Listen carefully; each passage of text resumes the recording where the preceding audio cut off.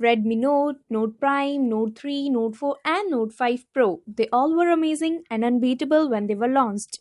Well, we now have Redmi Note 6 also. So now let's talk about what is new in Redmi Note 6 as compared to Redmi Note 5. So the biggest change is this huge notch in Redmi Note 6.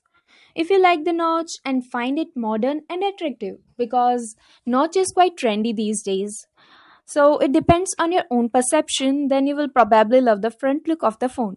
The inclusion of the notch does not only mean trendy and modern look, but also means a bigger 6.26-inch LPS display in the phone. The display quality is same as the Note 5 Pro, but the display was good in that too, and thus it is not a big deal. So let's have a quick view of the display of the phone. If you have noticed carefully, the big notch of the phone makes the phone's appearance resemble with that of Poco F1, but there is no IR face unlock. In Note 6, we have dual cameras at the front, including 20 megapixel primary camera and 2 megapixel depth camera, which means the portrait photos will look amazing. Xiaomi detaches the flashlight in the front camera in favor of the dual camera setup, which is weird because the notch have enough space to include a flashlight as well. Moving on, there is some change in the back cameras as well to take better low light photos. With the same camera setup of 12 megapixel primary camera and 5 megapixel depth camera but with a LED flash.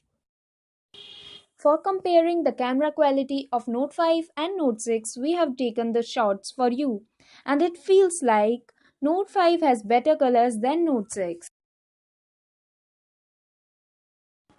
Leaving behind the photo section, the most shocking part about Note 6 is that we can't record 4K videos in this. Yes, it only supports 1080p and 30 fps.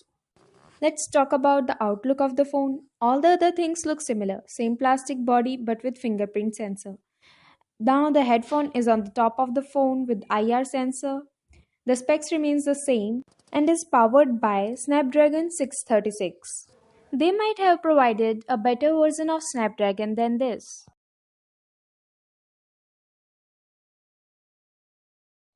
Overall, it is okay. Phone has a 4000 mAh battery and supports fast charging too, but the company have not provided a fast charger, which is again a drawback of the phone. All the apps with support for any kind of split screen mode work flawlessly on MIUI UI 9 side-by-side view.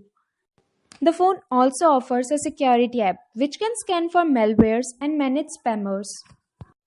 Coming on to the conclusion, the phone is good, and so far as the performance is concerned, it is just brilliant. It packs enough punch to be competitive.